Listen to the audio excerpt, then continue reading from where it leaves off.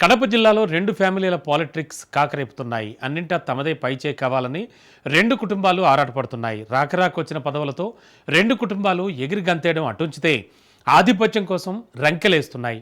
ఉన్న పదవులు చాలదన్నట్టుగా అదనపు అందలం కోసం అర్రులు చేస్తున్నారు. కొడుకును రాజకీయంగా ప్రమోట్ చేయాలని ఓ కుటుంబం భావిస్తుంటే తండ్రిని ఆ ఉన్నత పదవిలో కూర్చోబెట్టాలని తనయుడు తహతలాడిపోతున్నాడు. ఒకే పార్టీలో రెండు ఫ్యామిలీల మధ్య వారు అధిష్టానానికి తలనొప్పిగా మారనుంది.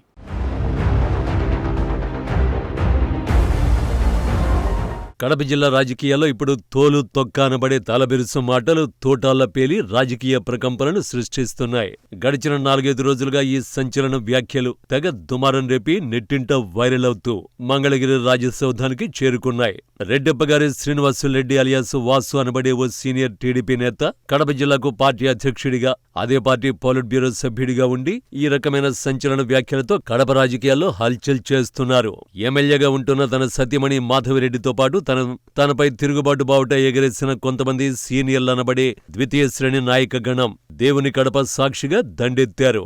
అంతవరకు బాగానే ఉంది. వీళ్ళందరూ కలిసి కడపకు తలవాకిట ఉన్న కమలాపురం నియోజకవర్గానికి వెళ్లి అక్కడి సీనియర్ నేత టీడీపీ రాష్ట్ర ఉపాధ్యక్షుడు పుత్తా నరసింహారెడ్డిని శరణు కోరడం వివాదాస్పదమైంది. అయితే గీతే చంద్రబాబును గాని లోకేష్ ను గాని కలవాలి గాని పుత్తా వారి వద్దకు వెళ్లడాన్ని మాధవి కుటుంబం జీర్ణించుకోలేకపోతోందని సమాచారం. ఈ సందర్భంలోనే రెడ్డెప్పగారి వాసు నుంచి తోలు తొక్క వంటి పదునైన మాటలు రావడంతో పాటు సీనియర్లెవరూ లేరు, కడపకు ఉన్నది ఒక్కటే రెడ్డెప్పగారి కుటుంబం అంటూ కొండ బద్దలు కొట్టేశారు. ఇదంతా కాసేపు పక్కన పెట్టుకుని ఇక అసలు రాజకీయాలకి వద్దాం.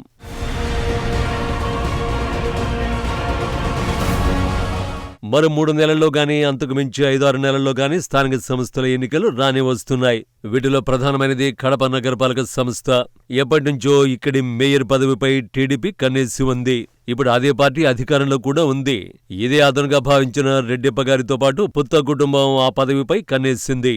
దశాబ్దాలుగా ఇదే కడపలోనే ఉంటూ తమదైన శైలిలో రాజకీయాల్లో చక్రం తిప్పుతున్నారు మాజీ ఎమ్మెల్సీ పుత్తా నరసింహారెడ్డి. ఆధిపత్య పోరులో రెండు కుటుంబాల మధ్య రాజకీయ వైరం ఎప్పటినుంచో కొనసాగుతూ వస్తుందట. అది ఇప్పుడు కాస్త ముదిరి పాకాన పడిందట.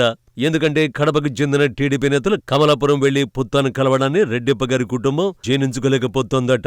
ఈ అక్కస్తోనే శ్రీనివాసులరెడ్డి నోటి నుంచి తోలు తొక్క వంటి మాటలొచ్చి ఉంటాయని రాజకీయ పరిశీలకుల అభిప్రాయం. మరోవైపు కడప మేయర్ పదవిని మాధవరెడ్డి కుమారుడు శ్రవణ్ రాజురెడ్డికి ఇప్పించుకుని పొలిటికల్ ప్రమోషన్ కొట్టేద్దామని భావిస్తున్నారట.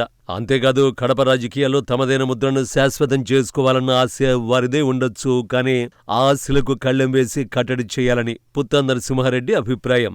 ఇప్పటికే ఎమ్మెల్యే కావాలనుకుని ఆ ఆశను కొడుకు చైతన్యరెడ్డి రూపంలో చూసుకుంటున్నారు సదరు పుత్తావారు. అయితే కడప నగర మేయర్గానైనా ఆ స్థానంలో తన తండ్రిని కూర్చోబెట్టి రుణం తీర్చుకోవాలని భావిస్తున్నారట ఎమ్మెల్యే చైతన్యరెడ్డి. ఇలా రెండు కుటుంబాలు ఎవరికి వారు మేయర్ పదవిపై కన్నేసి ఆ యోగాన్ని కళ్లారా చూడాలని కాంక్షిస్తున్నారట. ఈ సందర్భంలోనే కడప రాజకీయాల్లో ఒక్కసారిగా కుదుపు ఏర్పడి రోడ్డుకెక్కి రచ్చరచ్చ చేస్తోందని సమాచారం. వర్గాల సమీకరణాల్లో రెండు కుటుంబాల శ్రేయోభిలాషులు నెట్టింట్లో ఒకరిపై ఒకరు విమర్శలు గుప్పించుకుంటున్నారు. పుత్తావారిని పెద్దాయనగా కీర్తిస్తూ మాధవిని రెడ్డెమ్మగా స్తుతిస్తూ పోస్టులు పెట్టి మరీ రచ్చ చేస్తున్నారు. ఇలా ఎవరికి వారు ఇద్దరు నేతలు వారి వర్గాలు కడప రాజకీయాల్లో కాకరేపుతున్నారు.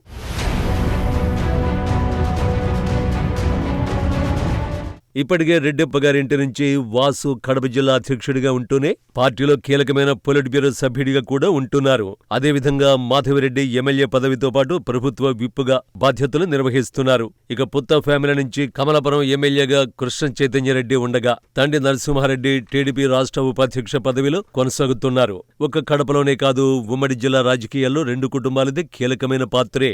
అలాంటి రెండు కుటుంబాలు ఇప్పుడు సై అంటే సై అంటున్న సంక్లిష్ట పరిస్థితి. చినికి గాలివానగా మారుతున్న కడపలోని వర్గ రాజకీయాలు ఏ క్షణంలోనైనా తీరం దాటే సూచనలు అధికంగానే కనిపిస్తున్నాయి. దీనికి ప్రధాన కారణం ప్రతిరోజు జరుగుతున్న పోటాపోటీ మీడియా సమావేశాలు కావచ్చు, నెట్టింట రేగుతున్న రచ్చ కావచ్చు. కారణాలు ఏవైనా కడపలో టీడీపీ వ్యవహారం గడిచిన కొన్ని రోజులుగా రోడ్డున పడ్డాయని భావించవచ్చు. దీనికి అంతటికీ కారణం త్వరలోనే జరగబోయే మేయర్ ఎన్నికలే కావచ్చునన్నది బహిరంగ రహస్యం.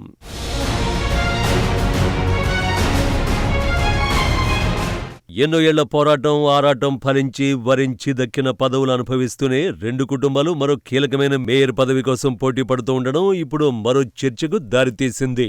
ఈ వ్యవహారం సైతం అధిష్టానానికి నెత్తిపై పెద్ద బండరాయిగా కూడా పరిణమించిందట. మరి ఈ రెండు కుటుంబాల సమస్యను టీడీపీ అధిష్టానం ఎలా సాల్వ్ చేస్తుందో వేచి చూడాల్సిందే.